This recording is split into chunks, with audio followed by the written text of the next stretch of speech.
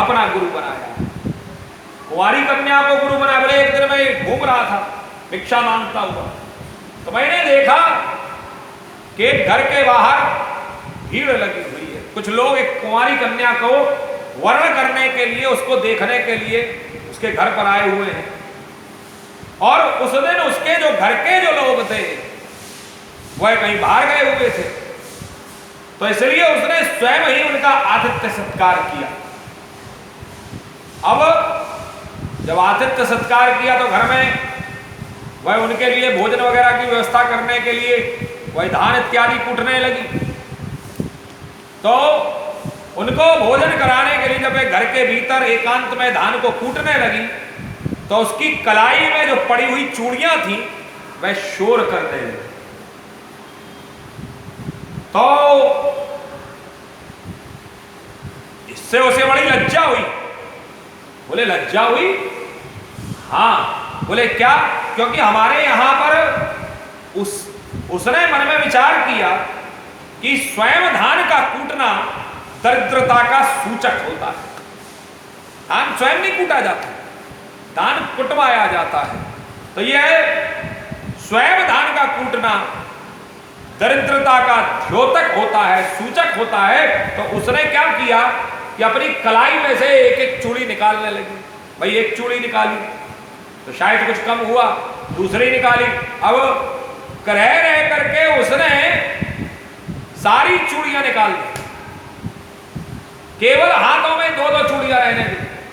फिर धान कूटा तो वह दो चूड़ियां भी आपस में शोर करने लगी। तो अंत में उस कन्या ने ये अपनी कलाई में उन दोनों चूड़ियों को भी तोड़ दिया।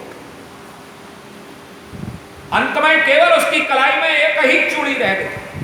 और जब एक ही चूड़ी रह गई तो इस किसी भी प्रकार की, अब कोई वह धान कूटती है लेकिन कोई भी किसी प्रकार की कोई आवाज नहीं होती।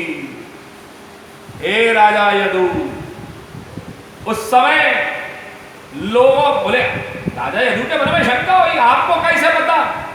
बोले मैं उसी समय घूमता घामता सा भिक्षा लेने के लिए मैं उसके घर पर जा पहुंचा।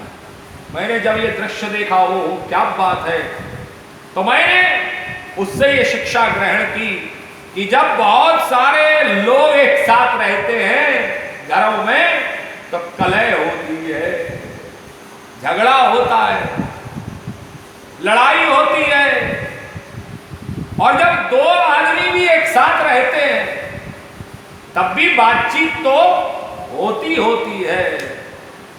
इसलिए सन्यासी को चाहिए कि वह अकेला रहे संसार में। क्या रहे? अकेला रहे, किसी से कोई संग साथ नहीं रखे।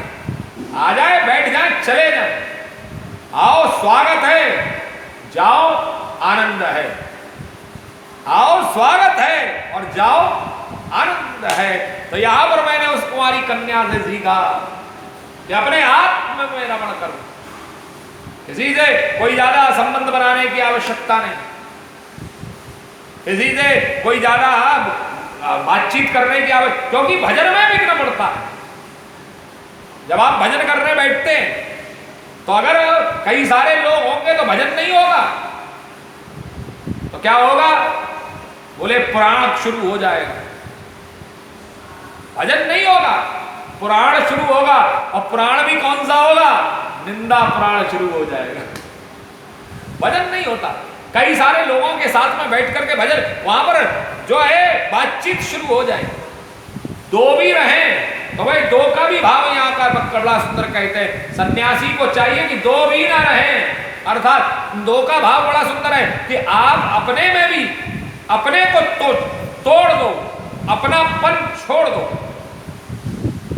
सब कुछ समाप्त कर दो इस संसार से, अपनेपन को समाप्त कर दीजिए और अपनेपन को समाप्त करके आप अकेले रमण करिए, अकेले आनंद लीजिए। तो यह मैंने उस कन्या से सीखा।